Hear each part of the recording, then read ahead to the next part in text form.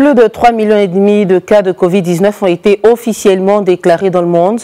Plus des 3/4 se trouvent entre l'Europe et les États-Unis. Malgré ces chiffres, plusieurs pays européens entament leur déconfinement. Et c'est justement de déconfinement que nous parlons ce matin dans la chronique matinale avec Ilham Berada. Bonjour Ilham. Bonjour Laetitia. Alors parmi ces pays qui pensent en ce moment retour à la vie normale figure l'Italie qui a confiné sa population pendant plus de 50 jours. L'Italie, rappelons-le, qui comptabilise plus de 29 000 morts du coronavirus. Comment s'organise ce déconfinement, Ilham? Qu'est-ce qui sera autorisé? Qu'est-ce qui ne le sera pas?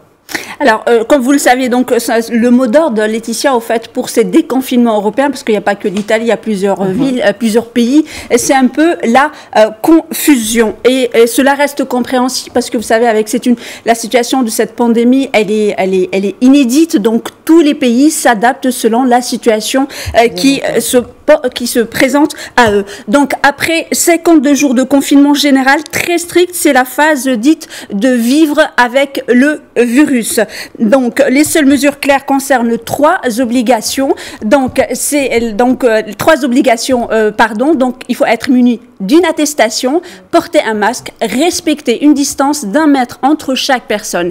Les Italiens pourront désormais enfin sortir de chez eux pour raison de travail, santé ou bien visite des proches. Mais le mot proche fait l'objet d'une définition bien précise dans le décret du gouvernement. Il signifie les conjoints ou encore les fiancés pouvant prouver que leur relation est durable. Les grands-parents, aller voir les grands-parents, la famille, les frères, les sœurs, les oncles, les tantes et cousins et cousines. En revanche, il est interdit d'aller voir un ami de longue date. Car selon le décret italien, l'amitié ne rentre pas dans le chapitre des liens affectifs stables. Les secteurs d'activité qui devraient reprendre, c'est la construction de chantiers, les chantiers privés, les entreprises spécialisées dans l'extraction de minerais, l'immobilier de location de transport, les services aux entreprises, la restauration à emporter, la vente de matériel agricole. Pour la vente au détail, il faudra attendre le lundi 18 mai. C'est aussi la date de reprise des sports collectifs ainsi que de l'ouverture des lieux culturels. À partir du lundi 1er juin, c'est au tour des restaurants qui doivent assurer 1 mètre de distance sur les banquettes, 2 mètres entre les tables. En juin et juillet, ce sont les épreuves du baccalauréat et en septembre, Laetitia, c'est la reprise des écoles.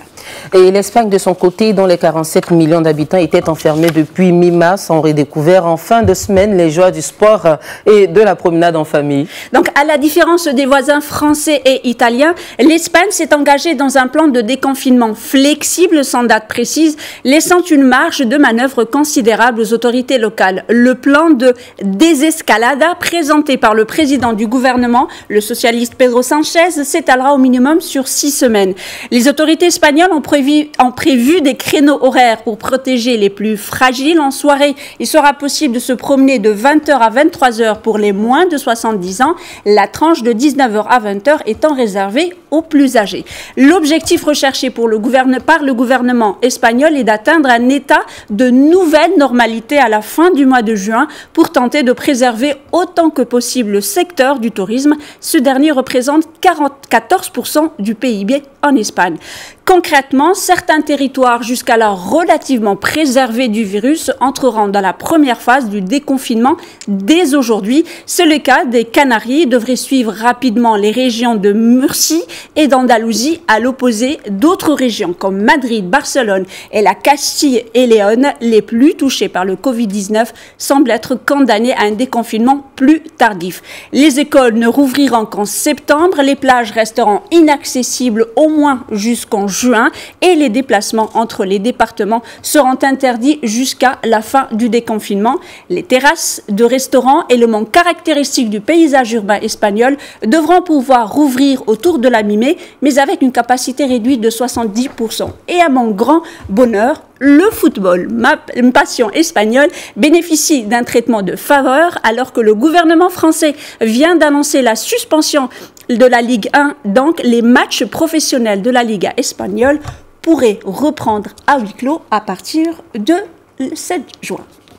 Du moins que l'on puisse dire, Ilham, le déconfinement a de toute évidence chamboulé nos vies sociales, mais également nos espaces. Effectivement, la distanciation sociale, Laetitia, implique des mesures pour la garantir. Et comme les bandes de scotch dans les supermarchés pour faire respecter les distances de sécurité, vous avez certainement, Laetitia, remarqué que le trottoir est devenu, avec les règles en cours, la salle d'attente des magasins, des supermarchés, des épiceries, des banques, des pharmacies de nos villes. Ces exemples relèvent de ce que l'on appelle l'urbanisme tactique. En somme, l'urbanisme tactique est une autre façon de concevoir la ville afin d'adapter au mieux l'espace aux besoins des habitants et ce, rapidement. Or, le confinement redessine brutalement ces besoins et l'expérience des sorties en cette période de la pandémie révèle combien les villes ne sont pas pensées pour les habitants, mais essentiellement pour les voitures. Plusieurs pistes de la refonte de nos espaces sont en cours dans plusieurs pays, des élargissements de trottoirs, la multiplication des pistes pour le vélo. La pandémie impose sans conteste une réflexion nouvelle pour nos villes, Laetitia. Eh bien, voilà, merci Ilham pour cette belle chronique et nous vous souhaitons un très bon début de semaine. Merci à vous aussi.